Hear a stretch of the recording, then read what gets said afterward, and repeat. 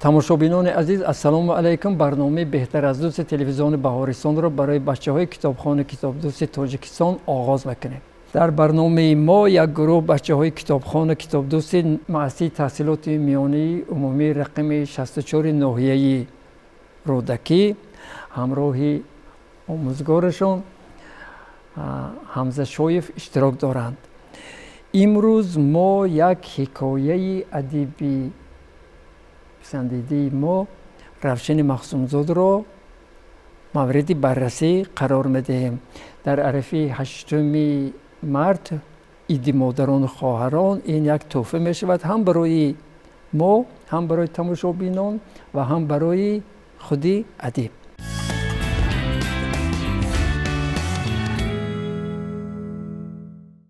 ҳикоя модари суфрадӯзи ман унвон дорад. хуб, ки ҳикояро оғоз мекунад? марҳамат Сабрина.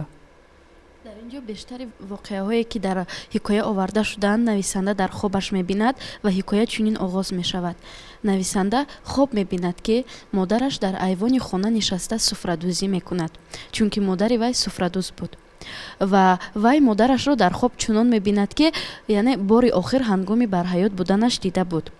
пешонаву рӯи модари ӯ пурошанг, чашмони мешияш андешаманд ва қоматаш андаке хамидаву лоғарандом, аммо мисли ҳарвақта чақону серҳаракат. дар танаш куртаи чити гулҳои олучадор, дар пояш калуш ва дар сараш пешонабанди сафеду аз тори он як рӯймоли дароз ки он пур аз гулҳои садбарг буд. модарашро чунин дар хоб мебинад.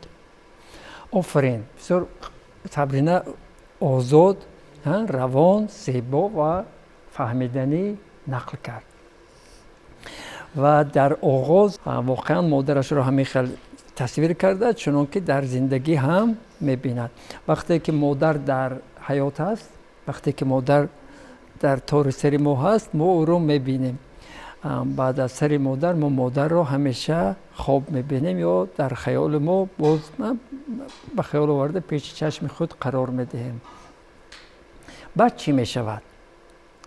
баъд нақл мекунад адиб равшани махсумзод модари худро. хуб, марҳамат Рамзия.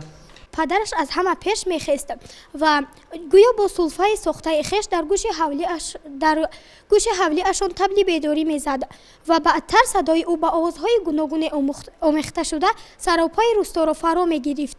баъд модараш мехест агар зимистон бошад дар бухории чӯяниашон алав дар мегиронд.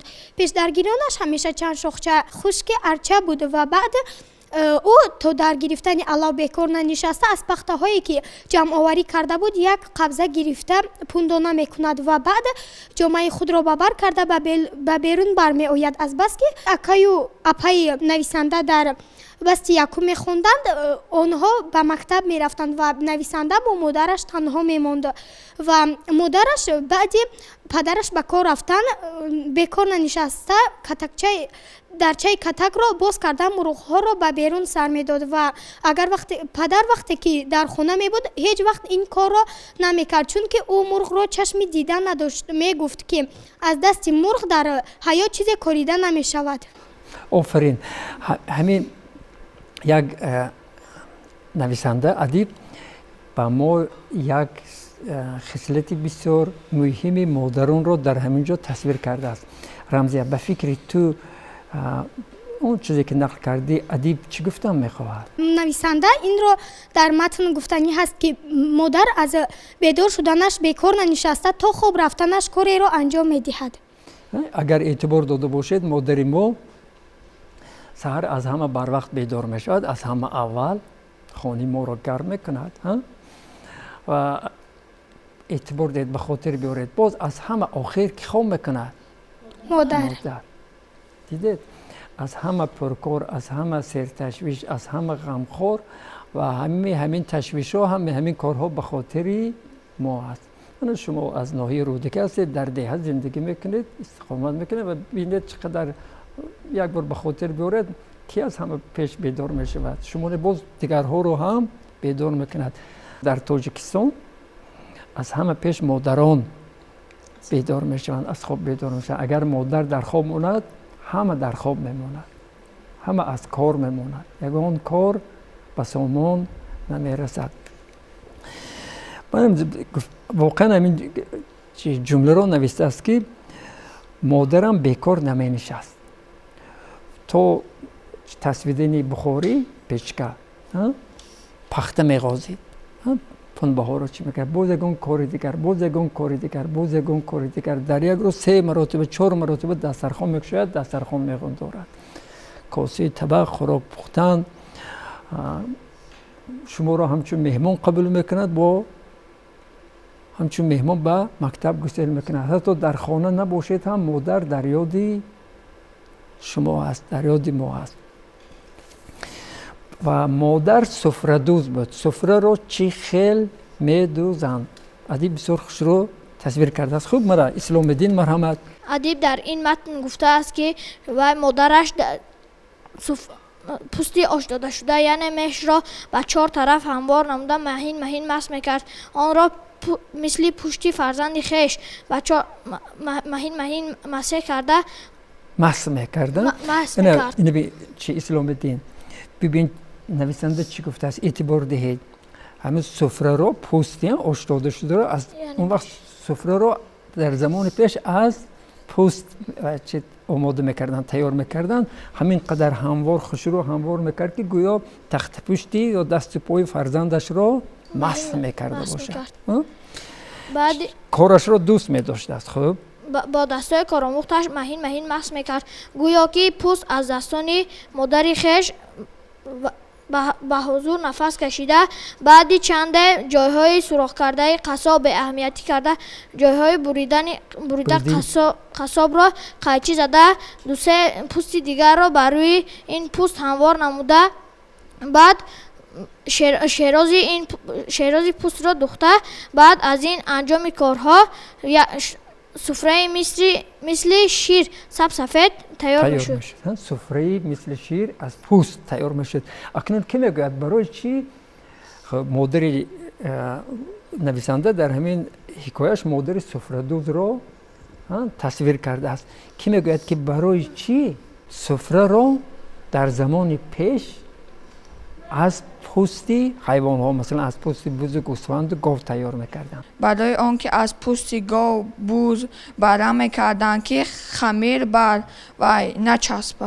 برعکس خمیر در سفره سخت‌تر میچسبد. برای چی مثلا سفره اطلسی تیار نمیکردن؟ از اطلس، از اطرس، از کریبدشین، از چیت. در آن وقت وی اطلس نبود. بود اطلس از زمان قدیم بود، از تقریبا 1000 سال پیش ما اطلس داشتیم. باز یگان جواب دیگر هست، به خاطر بیارید این هنر مردمی است. در زمان قدیم سفره رو از پوست تیار میکردن. خوب من اینجا امیدوار شما رو برسین پیش شما معلم حمزه حضور دارند. مرحمت، اگر شما یگان با فکر دیگر داشته باشید مرحمت. اگر با زمان امروز مقایسه کنیم تکنولوژی و تکنیکی که امروز مثلا در جهان اینقدر پیشرفته است و اینقدر کارخانه‌های استثماری صنعتی وجود دارد، در اون دوره که نبودن مثلا این گونه کارگاه و کوه کارخانه استثماری که به چشم می‌رسید و یکی از هنرهای مردمی ما هم این سفره‌دوزی بود و بسیاری از زنها و مادرهای ما به صفت یک کاری خانگی، به صفت یک کاری که یک منبع خوردی درآمد داشت، به سفره‌دوزی مشغول می‌شدند و همین باعث پیش بردن زندگی اونها، باعث فرض کردن پیدا کردن یک مبلغ ابتدایی و با بودجه اویله در مجموع پیدا کردن مثلا درآمدهای الهوایی بود. و مادرها اگر یک طرف دیگرش هم به نوبت گیریم، نشانه مهنت دوستی، زحمت کشی و هنرمندی هم مرد هم زن و هم مادر تاجیک افاده کرده است. نویسنده در حکایت خاص است که پیش از همه هنرمند بودن مادر ما را، ما بس از اون که مثلا کلی مادرایی که امروز ما داریم صاحب یک کسب یا هنر یک اختصاصی به زمان امروز موافق هستند، لیکن اون دوره یک هنری مردمی همین مادرای ما اگر با اشعار مثلا سیدا ببینیم در اونجا هنری مثلا پدرها و مادرها و مثلا بافندگی و ریسندگی و دیگر بود. در اثر استاد روشن مخزوم داد که نویسنده زمان معاصر است، البته یک جزء هنرهای مردمی این سفره‌دوزی است و مادری که استاد روشن مخزوم داد و تصویر کردن هنری واقعا هم زیبا و عالی و یک مهارت بسیار ناتکراری سفره‌دوزی دارد. و аз ҳама зебо аз ҳама ҷолиб чи аст ки ҳадафи асосии модар ин пайдо кардани маблағ нест ва бисёре аз он мардуме ки фарз кардем ҳамун пӯсҳои ош дода шудаву дамоғ карда шудаву ё қисме аз пӯсҳои масалан норасоро пешниҳод мекарданд ва бидуни фарз кардем гузоштани ягон нарху навои муайян талаб кардани ягон фарз кардем миқдори муайяни пул суфрадӯзӣ мекарданд ва ба иваз ҳар касе ки ҳар чизе пешниҳод мекарданд қабул мекарданд ва чун он мардум ба мафкураҳои масалан хайру савобу як андоза зиёдтар ошно буданд кӯшиш мекарданд ки ба сифати амали хайр он модар мегуфтанд ки бигзор чизеро ки ман суфраеро ки ман омода мекунам хайр бошад ва мардум ки аз он нон мехӯранд нон истеъмол мекунанд хайрушу савобушу фарз кардем бартариятош барои ман ҳам расанд. Ташаккур. خب سوال این بود برای چه سفره رو در زمان قدیم از پوست تیار میکردن در زمان امروز از پوست نه. من باور دارم که تماشابینان عزیز هم در سری همین سوال فکر کردن. جواب کوتاه همین است که در سفره آرد میکردن. آرد بسیار مهین است، گرد است. اگر ما از اطلس و از چیت و صوف و دیگر متا سفره تیار کنیم میریزد به زمین، میگذرد از زمین متا و بعد از اون که سفره رو میغندوریم میبینیم که زمین سفید شده است. از پوست نمیگذرد، بعد آب میریزد، خمیر میریزد و بعد ضرر میبیند. از پوست نمیگذرد. امروز سرفه پوستی در احیان در خانه ها دیده میشود امروز. و اگر اعتبار داده باشید همه سفره ها از چی هستند؟ از پلیونکا هستند، همه خیلی. یا اینکه اگر از لطه باشند، از متا باشند هم در زیر آنها همه خیلی رو درست کردن. سببش اینه که از متا آرد میریزد، میگذرد. جمع میکنن، میآویزن، وقتی بردن آوردن به زمین آرد میریزد و یگان مادر عموما یگان توجیک نمیخواهد که یک ذره آرد به زمین افتد. نان برای ما نعمتی بی‌بها و مقدس است و ما یگان وقت نمیگذاریم که یک ذره نان به زیر پا افتد. خب برای چی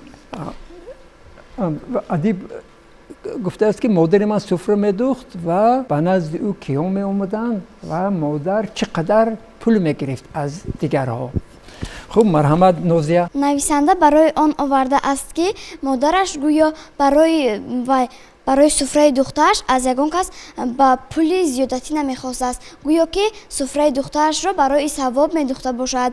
بعد مادر همین نویسنده باشد از سفره دوزی با خود یگان خیر و سخاوت را گرفتن هم میخواست.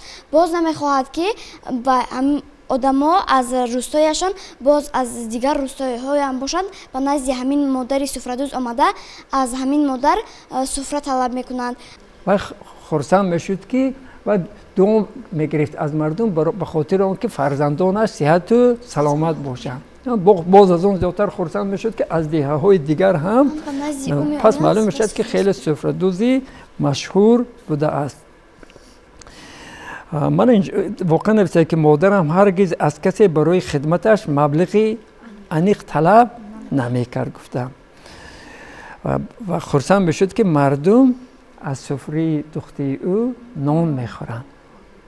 همین قدر خرسند بود که مادر افتخار هم میکرد از کسب خودش که گویا که به همین مردم همین نان را هم خودی همین مادر داده باشه.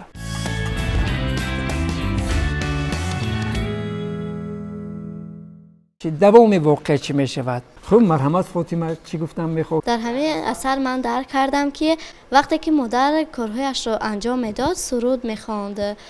مرحمت صبرینگی هنگام دوختن سفره مادر نیز همون وقتی که تیوانه رو به پوست میزد گویا پوست نالای بی صدای میبرآورد و مادر نیز همراه همون پوست یک ناله میبرآورد، یک سرودی حزینی خود را مینواخت چونکه وی آوانی سرود را میخواند چونکه وی هنگامی تیفلیش از مادر و پدرش جدا مانده است چونکه مادر و پدر وی وفات کردند. از خواهرکانی غورامرگش یعنی خواهرانی که یعنی جوان مرده اند آنها را یاد میکرد و با бо акаи худ танҳо мондаасту дарди ҷудоӣ чашида аст ва барои ҳамин вай суруди ҳазинро менавохт. сурудҳои ғамангез мехонда. Бале, акнун ба хотир биёред, агар бачагии шумо чӣ хел гузашта бошад, сурудҳои шумо ҳам ҳамин хел мешавад.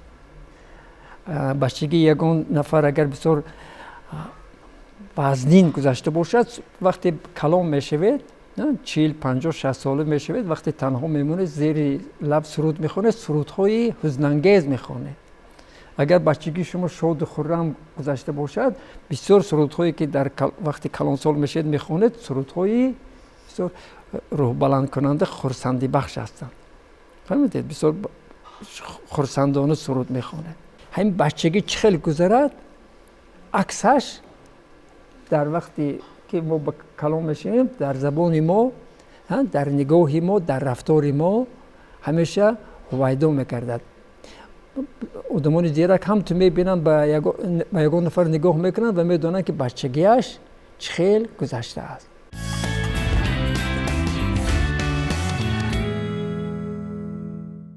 ҳамин ҳикояро вақте одам мехонад,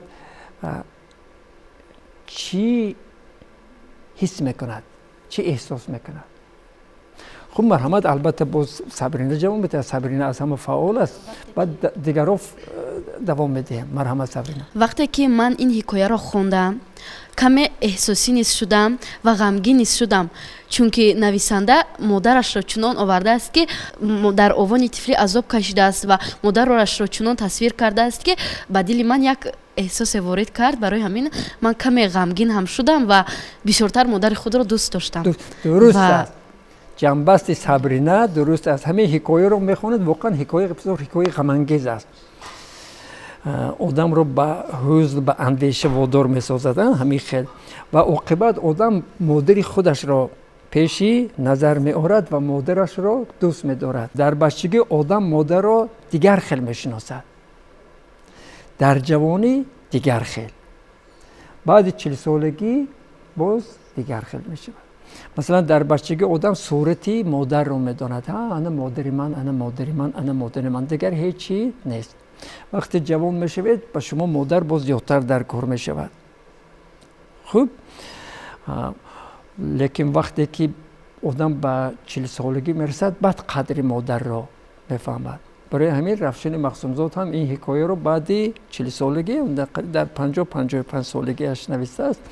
ва бибинед чӣ қадар ба ҳасрат ёд мекунад, ба қадри модар расидааст. мо ҳама дар бачагӣ модарро озор додем, ба гапаш гӯш накардем, ҳатто дар овони ҷавонӣ. акнун пушаймон ҳастем. гапи Сабрина дуруст аст. ҳамин ҳикояро мехонӣ ва модари худат пеши назарат меорад. нависанда гуфтааст ки акнун дар ҳар куҷо суфраро бибинам, чӣ мегӯяд Нозия? марҳамат. акнун дар куҷое ки суфраро мебинам, садои ҳазини модарам бар гӯша мерасад, чунки ӯ дар овони кӯдакиаш ва ятим мондааст. агар мо дар бачагӣ модарамонро хурсанд карда бошем, ба ӯ ёрӣ дода бошем, ӯро дӯст дошта бошем, модарҷон гуфта бошем, ба ҳамаи суханҳояш гӯш дода бошем, модар аз таҳсилу аз таълиму аз тарбияи мо бисёр хушнуд бошад, мо сонитар дар 20, 30, 40, 50, 60 солагӣ модарро ҳамин хел хурсанд ба хотир меорем. вой бар оне ки модарро озор дода буд. ҳамин одамое ки дар бачагии ҷавонӣ модарро озор доданд, баъди ба воя расанд, баъди калонсол шудан, пинҳон пинҳон гирья мекунанд. ҳама, ҳатто бачаҳои авбош. ва нағзакак дар хотир донед, ва нағзакак дар хотир доред, ҳамаи мо модари худро муаррифӣ мекунем. фаҳмидед? ҳамаи мо модари худамонро муаррифӣ мекунем. агар ман ба шумо писанд оям, инчунин маъно дорад ки модари ман ба шумо писанд омад. масалан, як бача аз кӯча мегузарад, ба ӯ эътибор диҳед. ӯ чӣ коре мекунад, модараш ҳамин хел аст. фаҳмидед? барои ҳамин Фирдавсӣ гуфтааст ки вақте ки шоҳномаро ба Султон Маҳмуд ҳадя мекунад, ва гуфтааст ки агар модари шоҳ бонӯ будӣ, маро симузар то ба зонӯ будӣ. اگر مادر سلطان محمود زنی بسیار خوب می بود، سلطان محمود هم آدمی خوب میشد. مادرش که هیچی است، خودش هم هیچی نیست، اوچهش هیچی نیست، بچهش هم میخیل. اوچه چگونه؟ مادر نمونه. فهمیدید؟ برای این ما همیشه احتیاط شدن ما در کار که مردم به ما نگاه کرده به مادرمون بها ندهند. دانسته سخن گوییم، دانسته قدم زنیم. فهمیده؟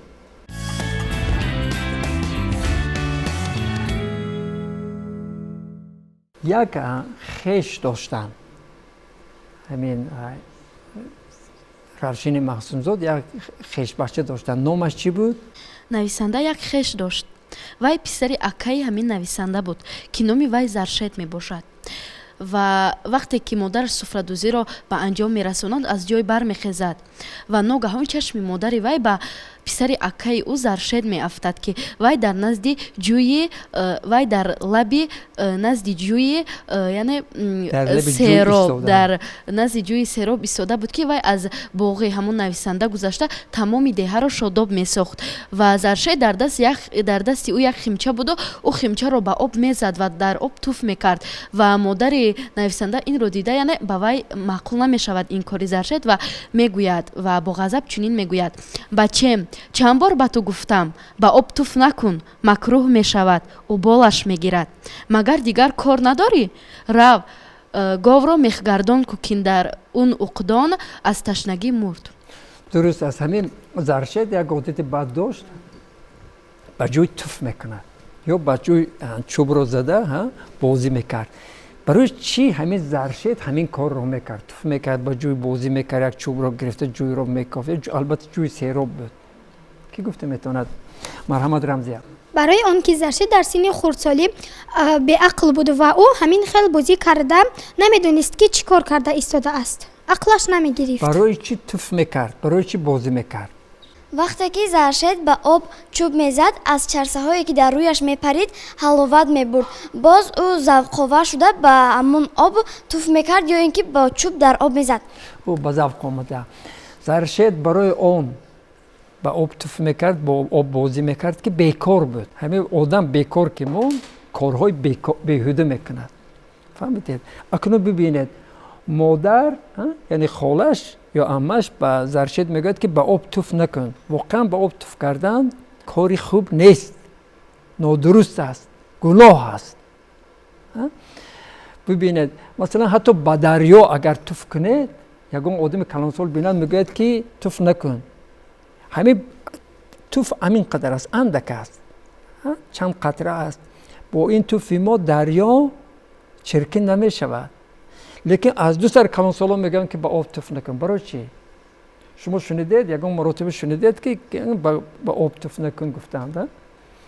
барои чӣ мегӯянд ки ба об туф накун? агар ҷӯи хурд бошад албатта чиркин мешавад, лекин ба дарё ҳам туф кунед мегӯянд ки накун. барои он ки бар дарё туф кардан ин як одат мешавад ки баъд оҳиста оҳиста ба чойнику пиёла ҳам туф кардан мегирад. ҳамин вақте ягон одати баъд дар мо пайдо шуда калонсолон огоҳ накунанд, ба чӣ мешавад? ба мо агар ягон одами калон огоҳӣ надиҳад, бар мо ҳамон одат зиёд шудан мегирад ва оҳиста оҳиста дар рӯи дарсахон ва чойнику пиёла ҳам туф кардан мегирем. барои ҳамин бояд мо одатҳои бадро ба худ нагирем. дуруст аст. ман баъзе одамҳоро дидам дар сари дастархон мешинед, хабар ки дар ҳавои тоза ё дар ягон ҷо як гам мезанад туф мекунад, як гам мезанад туф мекунад. барои чӣ? барои он ки дар бачагиаш ягон нафар нагуфт. вақте мо бача будем, тамоми аҳли деҳа ба мо чӣ эрод мегирифтанд. мегуфтанд ки нодуруст салом додӣ. имрӯз агар ягон одами калонсол, ягон одами бегона ба шумо гӯяд ки дуруст шин ё дуруст рав ё аз роҳ ин хел нагузар, бачаҳо чӣ кор мекунанд? ба падару модарашон шикоят мекунанд ки фалон одам. ва баъзе падару модарҳо рафта мегӯянд ки ба фарзанди ман чӣ кор дорӣ? як модар, як падар наметавонад ки фарзанди худашро фарзанди Тоҷикистон ба фарзанди Тоҷикистон табдил диҳад. барои ин ҳамин мо бояд ҳисса гузорем. вақте дар кӯчаи бозор ба шумо эрод мекунанд, ҳатман сархам кунед ва гӯед ки амакҷон, холаҷон, бибиҷон, момоҷон узр такрор намекунанд ва гузашта равед. шумо ҳам хурсанд, ӯ ҳам خرسند.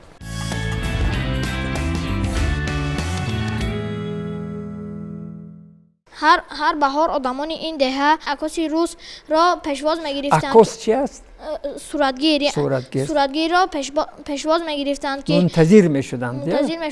در دههشان یگان صورتگیری دیگر نبود و هر دفعه که این عکاسی روس به این دهه آمده صورت میگرفت و بعدی چند برگشته با عکس های خوب برمیگشت و دل آدمان این دهه را شاد مینمود. خب یک رسم بود واقعا در زمان بچگی ما، برای مثلا در ناحیه ما، برای منطقه ما، برای یک 15-20 دهه یک صورتگیر بود. سال یک مرتبه اومد، یک یا دو تا صورت میگرفتیم، از شادی قریب به خود میشدیم. و بعد یک ماه گرفته می آورد و یک ماه ما منتظر میشدیم که این صورتگیر کی می آید. می آورد و دل آدمان رو شاد میکرد. بسیار آدمان دوست می داشتن. هر بهار این آدمان اومدن این عکاسی روس را که شکسته با زبان تاجیکی گپ میزد پشواز میگرفتن. درست است. اکنون صبرینه به ما نقل میکند صورتگیر صورت مادری نویسنده را چخل میگیرد و در همین جا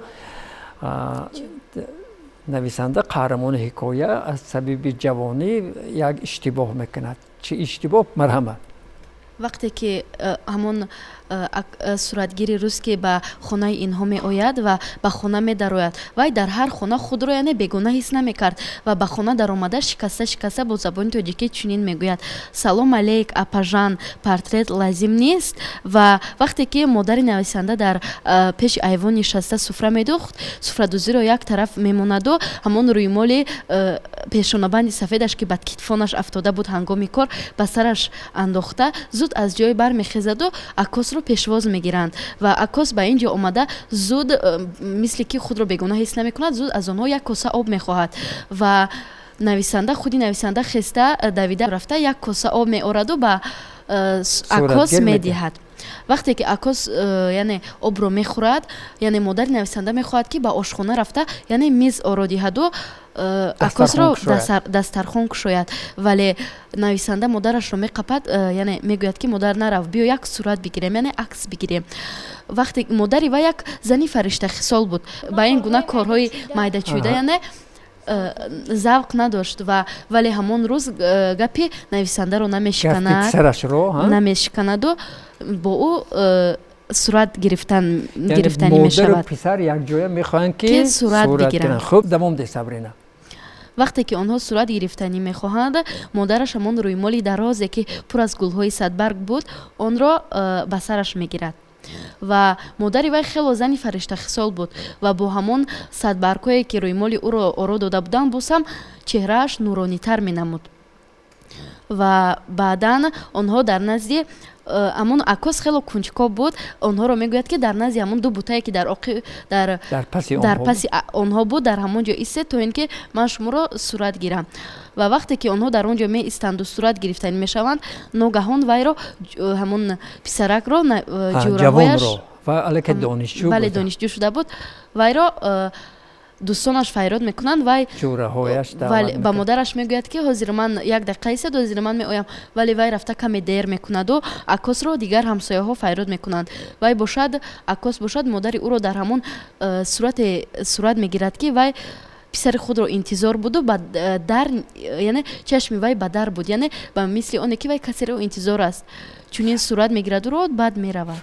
ولی پسر با همراهی جورهایش در بیرون دروازه یا در کوچه خیلی خیال میکند و مادر خودش صورت میگیرد و همان سال بچه حادثه روی میدهد. رمزیه همان سال نویسنده میخواهد که باز سال دیگر با مادرش عکس گیرد و مادرش متاسفانه همان سال وفات میکند. همین افسوسی خیلی بزرگی مادر است. درباره سفره‌دوزی مادر نویسنده نقل کرده، عاقبت با همین واقعه حکایه را جمع بست میکند. خوب نوشته است که در حالتی که دو چشم سوی دروازه راه مرا میپاییده است، عکس کنانیده به خانه همسایه رفته است. یعنی صورتگیر در همین حالت گرفته است و نویسنده در آخر میگوید که هرگاه همین صورت مادرم رو میبینم، همون حادثه به خاطرم میرسد، همون واقعه و دلم ریش میشود. در این حکایه باز هم واقعه های دیگر، حادثه های دیگر، گپ و کار دیگر هم زیاد تصویر شده اند. ما البته درباره مادر وقتی سخن می رود با یک چند ساعت هم اگر حرف زنیم تمام نمی شود. مهمش این است که ما باید مادر خود را قدر کنیم که هر لحظه با مادر بودن غنیمت است. هر لحظه با مادر بودن غنیمت است.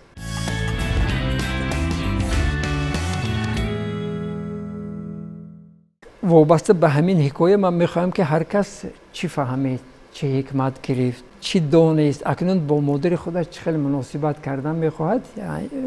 شاید یک دو نفر فکرشون رو بیان کنند. مثلا کی چی گفتن میخواهد؟ مرحمت. و گمان من بعد این گونه حکایه های غم‌انگیز خواندن را باید ما به قدر مادر خود بسیارتر رسیم و مادر خود را حرمت کنیم و مادر خود را زیادتر دوست داریم. چه اسلام دین مادر تو چی کار میکنه؟ مادر من دوزنده هستن. قریب هم چی به سفره دوزی همین چی نزدیک از هنرهای مردمی هست. اصلا یگان مادر یک کسب ندارد. حتی اگر در یگان مؤسسه مکتب کار نکند هم تو اعتبار دید با 10 کسب دیگر پزنده هست، روبنده هست، چیننده هست، دوزنده هست، افسانه‌گو هست، ناطق هست، هم برای ما سرود هم میخواند و غیره و هاکذا. معلمه هم هست مادر ما. معلمه اولینی پسر. معلمی اولین ما همیشه که است؟ مادری ما است. خب با که چی گفتم میخواد وابسته به همین؟ مرحمت معلم. مرحمت.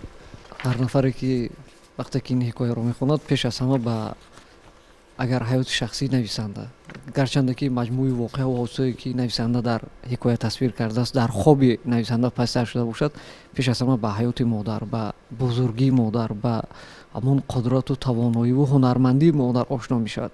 چیز دیگر انسان پیش از همه وادار میکند، نویسنده در همین حکایه وادار میکند که به قدر مادر رسیدن و زحمت اون قدر کردن و در زندگی احترام کردنش در جای اول می ایستد.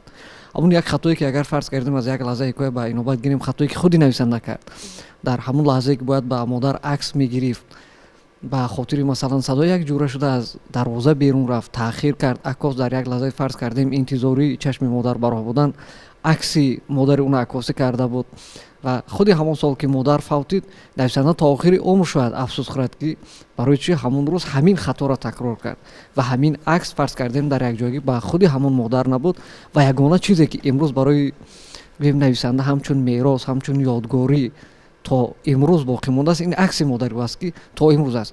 اگر مجموعه سفره‌های دختر و زحمت‌های کشیده مادر را به اینوبت گیریم، سفره‌ها در خانه‌های مردمند، فرض کردیم در دست مردمند و امروز شاید زمانی هست که مردم از اون سفره‌ها استفاده نمی‌برند، ولی اون عکس بود که نویسنده هر وقت پیش از خواب کردن با مادر با اون عکس گفتگو میکرد و در خواب با یاد مادر خواب میکرد و هر صبح هم وقتی که از خواب بیدار میشد اولین چیزی که پیش چشم نظر نویسنده رو میداد این عکس هم مادر بود که بالای یا که نزد جوان مانده شده بود و نویسنده گویم حیات خودش از زندگی و روزی نوین خودش با دیدن عکس مادر آغاز میکرد و این نشانه پیش از همه احترام بزرگ داشتن نویسنده با مادر است و نویسنده در همین حکایه با مردم، با خواننده، با دوست دارنده مثلا اثر بدی تلقین میکند که بیشتر مادر خود دوست داشته باشند و کوشش کنند که در همین پایه احترام کنند تا دم مرگ. آفرین. تشکر. واقعا چه در خانه همه صورت مادر هست. همین خیلی مادر رو احترام کردن در کورکی. بعد از اون که مادر از دنیا می رود به صورتش نگاه کرده آدم گفته تواند که مادری عزیز اگر تو زنده می بودی من باز زیادتر احترامت می کردم، باز زیادتر تو رو قدر می کردم، باز زیادتر در خدمتی تو می شدم.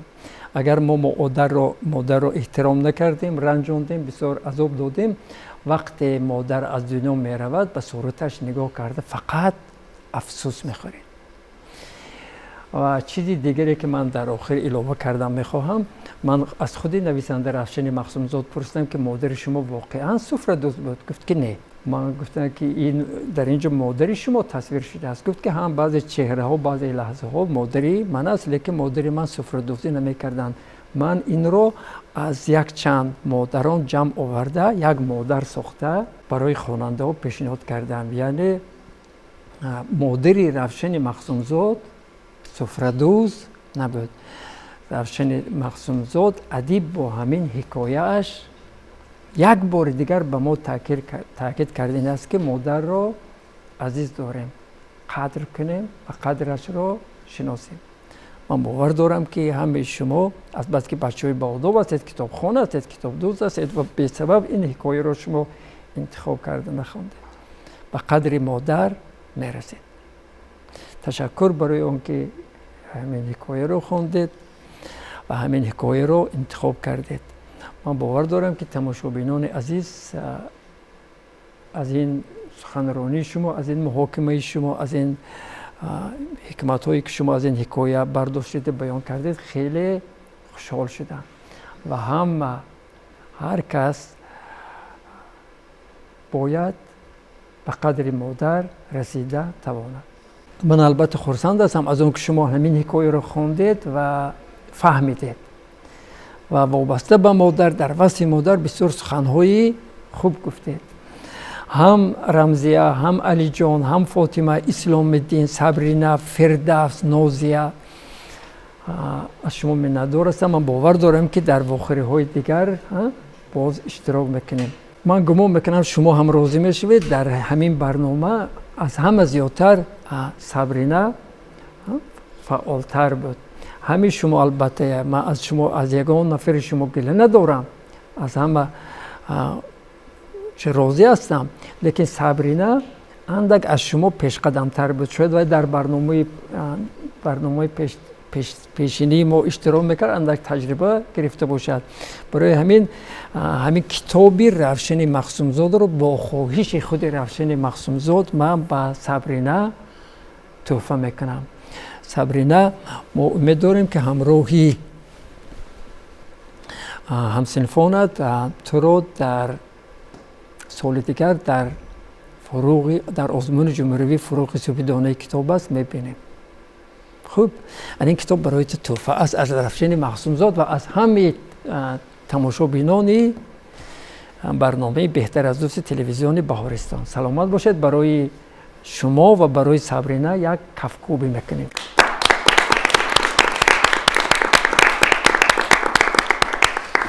تماشابینان عزیز، این بود محفل نوبتی بهتر از دوست که همراه یک گروه شاگردان فعال مؤسسه تحصیلات میانی رقم 64 ناحیه رودکی ما یک حکایه رفشن مخصومزاد مادر سفره‌دوز من را موردی بررسی قرار دادیم.